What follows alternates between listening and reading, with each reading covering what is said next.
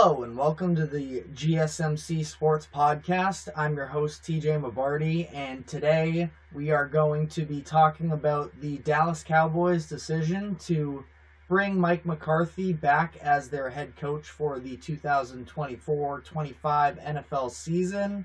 And additionally, we are going to be talking about the Indiana Pacers, who just yesterday it was announced that they acquired two-time All-Star, two-time All-NBA forward Pascal Siakam from the Toronto Raptors in a trade. But before we get into all of that, please be sure to like and subscribe to the channel and to the podcast. It helps us out a lot. And additionally, if you have any questions, please be sure to use the link down on the ticker. That is streamelements.com/gsmcsportsnetwork./tip. And without further ado, we will get into the Cowboys, who, as I mentioned, are returning Mike McCarthy to be their head coach for his fifth season with the team and to play out the final year of his initial contract. Mike McCarthy has been with the Cowboys now for 4 seasons, and in that time, he has brought them to a 42-25 regular season record. They have made the playoffs 3 straight seasons. The only year in which they did not reach the postseason was the year 2020, in which Dak Prescott, their starting quarterback, went down with an injury and only played 5 games. But other than that, they have been at least a consistent presence in the postseason. But we're talking about the Dallas Cowboys, of course, one of the biggest sports brands in all of America. And with that much attention comes a lot of expectations. And in this case, making the playoffs isn't just enough for the conversation surrounding a Dallas Cowboys head coach. That being said, Jerry Jones did announce that they are planning on bringing him back next season. The issues surrounding him, of course, is this lack of postseason success up to this point, but they believe that this is something that they can continue to build off of. For McCarthy's bio himself, of course, winning a Super Bowl with Aaron Rodgers and the Green Bay Packers in 2010 was once seen to be one of almost an up-and-coming coaches at that time. That was his first head coaching job.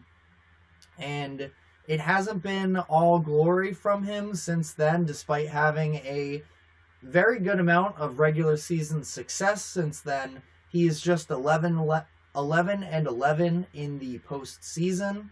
And with the Cowboys now, through these 3 appearances, he is 1-3.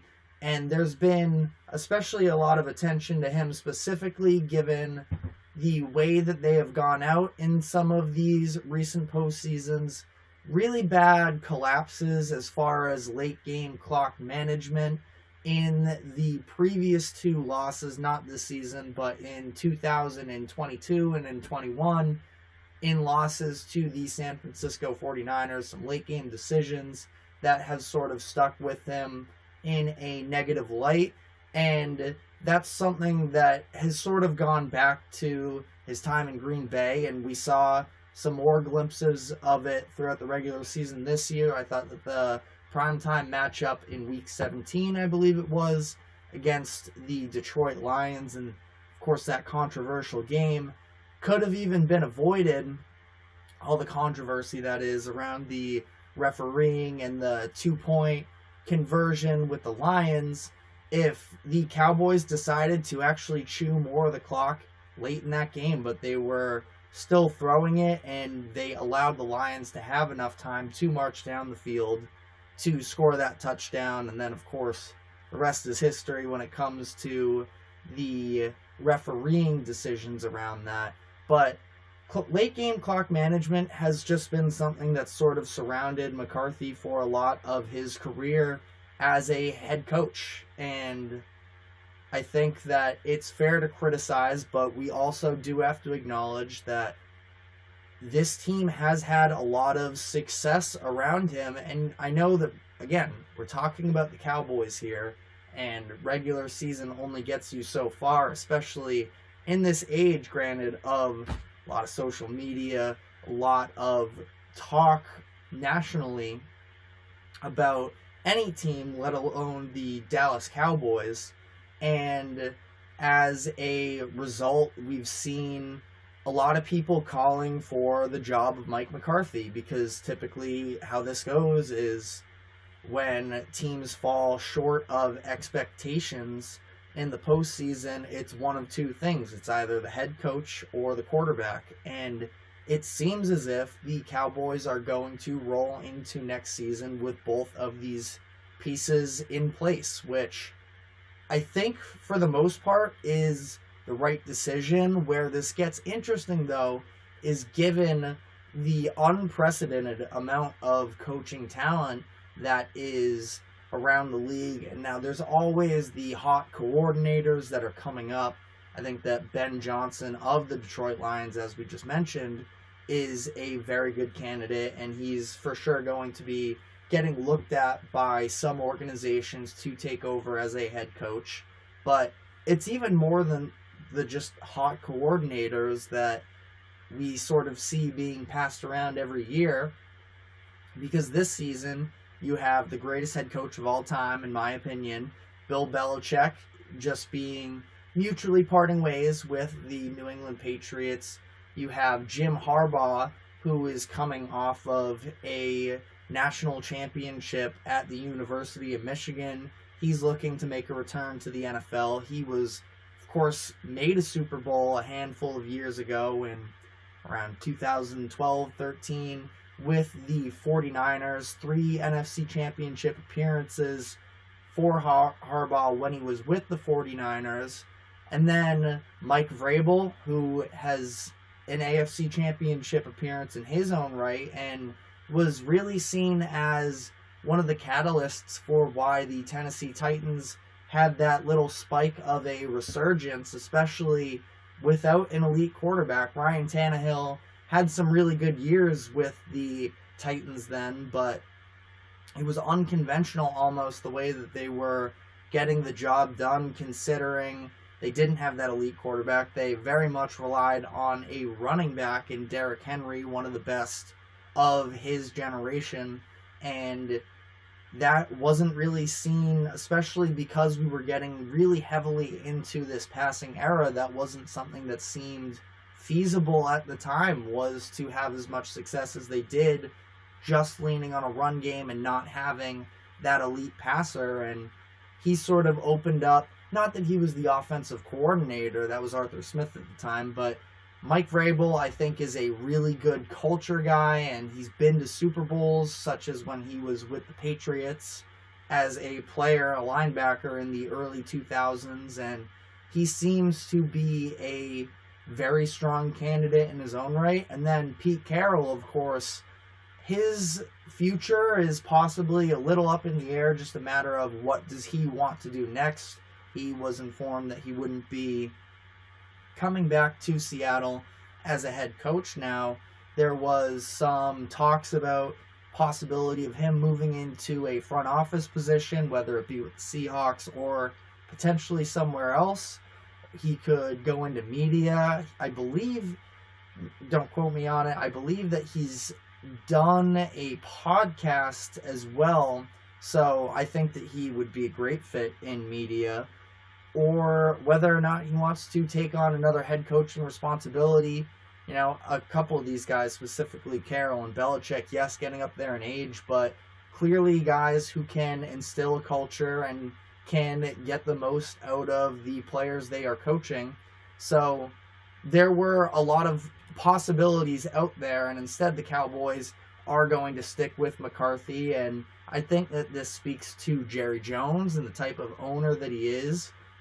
McCarthy got the job following Jason Garrett, who was with the organization for 9 years as the head coach, and that was sort of an underwhelming set of years for Garrett.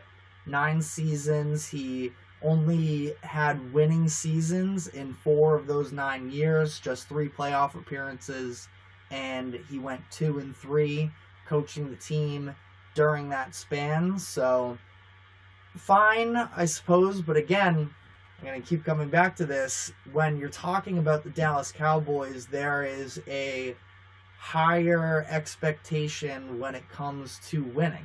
And Jason Garrett didn't have that, and a lot of people were very critical of him at the time.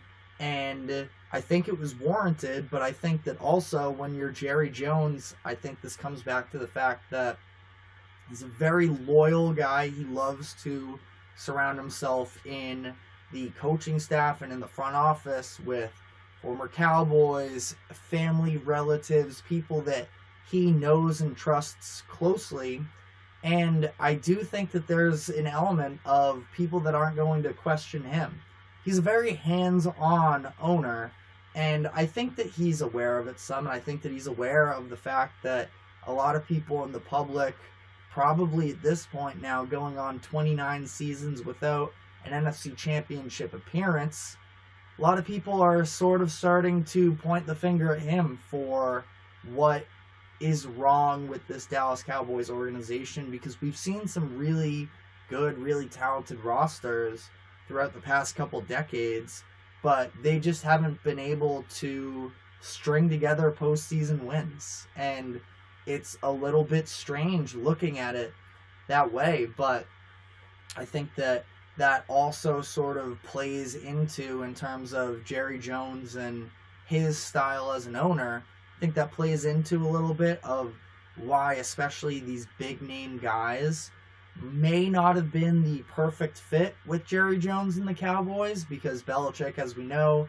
he has assumed general manager responsibilities for the entirety of his New England experience, head coaching job, and he has been another person who, sort of similarly to Jerry Jones, really likes his people. He very frequently brought back guys that he coached with prior, that had coached actually personally in the past. And I think that it speaks to a lot of how much power was Belichick. How much, I mean, even still ongoing as Belichick is a free agent, how much power is he going to want in whatever his next job is, and how much power is Jerry Jones going to be willing to relinquish to somebody? Jim Harbaugh is another person where he had a very successful 4 years in San Francisco about a decade ago, but there were sort of speculation and talks that he may not have gotten along great with the higher-ups in the 49ers organization, and now as that fallout sort of took place, he had a golden opportunity to go to Michigan. And I think that if he weren't undergoing these NCAA investigations, there's a strong chance he would have returned to Michigan, but I do think that it's been rumored for a few seasons that he was sort of sniffing the NFL air, and that he's somebody that still does like a lot of control. So, again, comes back to Jerry Jones. How much is he going to be willing to give up? Pete Carroll, sort of a similar situation. I think Mike Vrabel would have been a good fit there in Dallas, just especially as a culture establisher, but it's on to the next with Mike McCarthy. It's going to be interesting to see how this plays out, given the fact that their defensive coordinator, Dan Quinn, we'll see how it plays out following this loss, but going into the playoffs at least, there was a lot of talk about the potential that he could be getting a head coaching job himself somewhere else outside of Dallas, and of course not a very good showing at all for Dan Quinn, given how bad and unprepared the defense looked going into that game, allowing 48 points, 415 total yards in this loss. But this season they were a top 5 unit, their defense that is, in yards, points, and pass defense. So McCarthy and Dak expected to be back, trying to build off of that. There was definitely some strange things going on. Mike McCarthy was having to talk to CeeDee Lamb, who looked really distraught early in that game. It's hard to say it was just a lack of preparedness. I think that argument can definitely be made on the defensive side, but for as good of a duo as Dak Prescott and CeeDee Lamb, who had an unbelievable season, all-pro season for Lamb, why they were so disoriented, even from the jump of that game. So, do I think it's the right decision? I think that it makes a lot of sense given sort of the Dallas Cowboys and who they are and who Jerry Jones is. But me personally, I think that it probably would have been time to not abandon ship, but mutually part ways here, given the unprecedented amount of coaching availability that there currently is in the NFL. So that is all for this segment. We will be back shortly to talk further about the Indiana Pacers.